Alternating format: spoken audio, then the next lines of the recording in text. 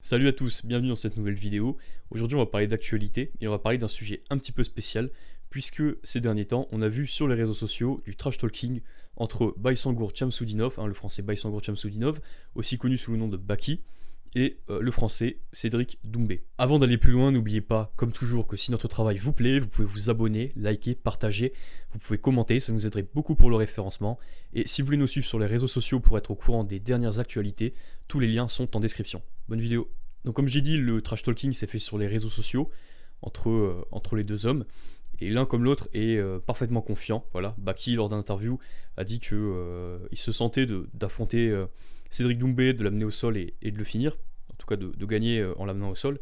Et Cédric Doumbé, quant à lui, pense vraiment avoir ses chances et réussir à battre son adversaire. Je tiens à préciser qu'il n'y a pas de combat officiel. Le combat, il n'y a rien d'officiel, c'est juste de la provocation entre les deux. Mais je pense qu'au vu de la notoriété de ces deux combattants, c'est un combat qui est possible et qui est envisageable dans les temps à venir, dans l'année peut-être 2023 à venir. On va refaire une petite présentation des deux, même si je pense que vous les connaissez plutôt bien. Cédric Doumbé, c'est un excellent striker. Il était champion du Glory en moins de 77 kg entre 2016 et 2021, soit pendant 5 ans, ce qui est vraiment une très grosse performance. C'est vraiment quelqu'un qui est très très bon en striking, puisqu'il vient du kickboxing, mais surtout en fait il a une excellente anglaise. Il est vraiment très très puissant. On l'a vu dans ses différents combats. Je pense que vous avez tous déjà vu des compilations de KO de Cédric Doumbé. Pour ceux qui n'ont pas vu, je vous invite à regarder ces combats. C'est une boxe anglaise mélangée avec bien sûr son jeu de kick, puisqu'il vient du kickboxing. Mais sa boxe anglaise est vraiment exceptionnelle et très puissant, très fort pour son poids, pour sa catégorie. Donc c'est un combat, s'il se fait, qui promet d'être plutôt pas mal. Le premier combat pro pour Cédric, ça a été en juillet 2022 contre Title Shy, qu'il avait complètement dominé. Ça a été un combat violent. Ça s'est fini par l'arrêt du médecin qui a déclaré, du coup, l'arbitre a déclaré vainqueur Cédric Doumbé par arrêt médical. Je dis que c'était un combat violent. Il y a une séquence là, je me souviens d'une séquence à un moment où Cédric Doumbé commence à travailler au corps contre Title Shy. Et là, Title Shy, on voit sur son visage il sent vraiment la douleur des frappes au corps. Il prend des énormes crochets au niveau du foie, au niveau du thorax. Et il y a des moments où ça le plie en deux, il tombe au sol. Et vraiment, Cédric Doumbé nous avait montré un peu toute l'étendue de son striking. Et nous a montré que contre quelqu'un qui est très bon en MMA aussi, puisque Title Shy est un bon combattant, mais contre quelqu'un qui est bon mais qui n'est pas excellent en striking, et bah debout en fait l'adversaire de Cédric n'a quasiment aucune chance. Et c'est parfaitement ce qu'il a montré. Son deuxième combat, ça a été en décembre. Cette fois, c'était contre Florent Burillon. Et il a mis KO au premier round. C'était vraiment au MMA Grand Prix. Il a mis KO au premier round. Pareil, il a pu nous montrer un petit peu l'étendue de ses capacités. Il a pu un peu nous montrer son striking adapté au MMA.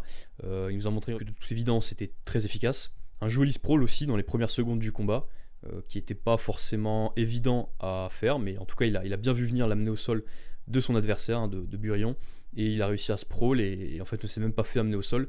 Même lui, à un moment, on l'a vu essayer de travailler un petit peu quand son adversaire était contre la cage.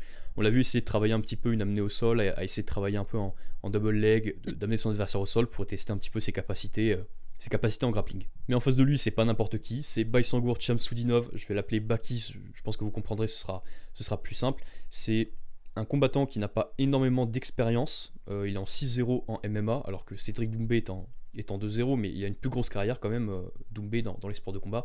Il a que 21 ans, Baki, et pourtant il est très prometteur. C'est quelqu'un qui a un gros passé de judo, il surprend beaucoup ses adversaires avec son judo. On peut le voir notamment contre Alexander Mikael lors de la RES 11. Il a montré qu'il avait des techniques de judo très atypiques, qui surprennent l'adversaire, et même si l'adversaire sait qu'il va tomber contre un bon judoka, c'est toujours difficile de se préparer contre des techniques qui sont, on va dire, aussi atypiques, et pourtant c'est du judo, Plus ou moins tout le monde, je pense, a déjà fait un petit peu de judo, tout le monde connaît quelques techniques de judo, en tout cas dans les sports de combat, mais contre quelqu'un qui a autant de techniques en judo, qui est aussi bon, c'est compliqué à gérer, et là je me référais à un combattant professionnel qui est à l'UFC, Cub Swanson. Cub Swanson, c'est un petit peu la même chose. Je parle de lui parce que c'est un combattant que j'apprécie, j'ai vu plusieurs de ses combats, et il faut avouer que c'est vrai que le fait de passer des techniques de judo, ça surprend beaucoup les adversaires. Et là, comme je dis, Baki, c'est exactement ce qu'il fait. Couplé à son excellente condition physique et à son style de combat assez complet au final, puisque même si c'est un très bon grappleur, il a quand même montré dans ses différents combats qu'il est aussi capable de striker, il a une bonne puissance qui à mon avis vient de sa condition physique, hein, puisqu'il travaille pour du grappling, et quand on est un bon grappleur, en général, on a de la force. C'est un sport qui demande beaucoup de force, hein. Le jiu-jitsu brésilien, la lutte, ça demande d'être quelqu'un de puissant. Baki, il l'est, et donc ça se retranscrit aussi dans son striking. On voit qu'il a, quand il envoie des coups, quand même, ça percute les adversaires.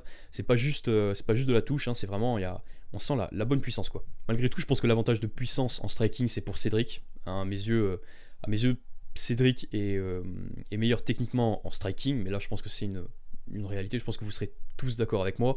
Et en plus de ça, je pense aussi que debout, en pied-point, Cédric est plus puissant, il a un crochet, enfin il a des crochets qui sont vraiment redoutables. Encore une fois, je vais me baser sur du kickboxing, parce que c'est un petit peu, c'est sa longue carrière, donc on peut prendre beaucoup d'éléments là-dessus. Mais en kickboxing, il y a des combats où il envoie des crochets absolument énormes, quand il travaille au corps, quand il travaille à la tête, peu importe, c'est vraiment toujours des bons crochets. Des low kicks aussi.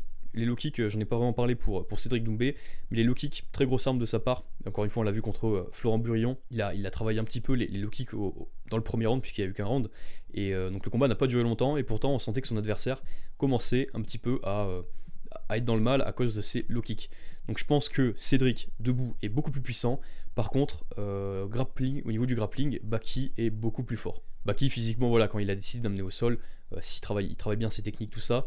Il n'a pas de soucis, ça se voit à son physique aussi, il a un physique de grappleur, un petit peu un physique de lutteur, c'est impressionnant, et ça se voit dans ses combats que c'est quelqu'un de très fort en grappling. Comme j'avais dit un petit peu précédemment, Cédric il a quand même montré une bonne défense de lutte dans ces deux combats. Je parle notamment contre Florent Burillon, voilà, il s'est jamais fait amener au sol, je sais même pas dans son combat contre Title Shy s'il s'est fait amener au sol. Il a montré qu'il a une bonne défense, des bons sprawls, et je pense qu'il a une bonne chaîne postérieure, ce qui fait qu'il arrive quand même à empêcher les adversaires de l'amener au sol. Je pense que d'un point de vue de sa condition physique aussi à lui, ça doit être quelque chose d'avantageux pour empêcher le grappling. Je pense qu'il a quelque chose de plutôt pas mal.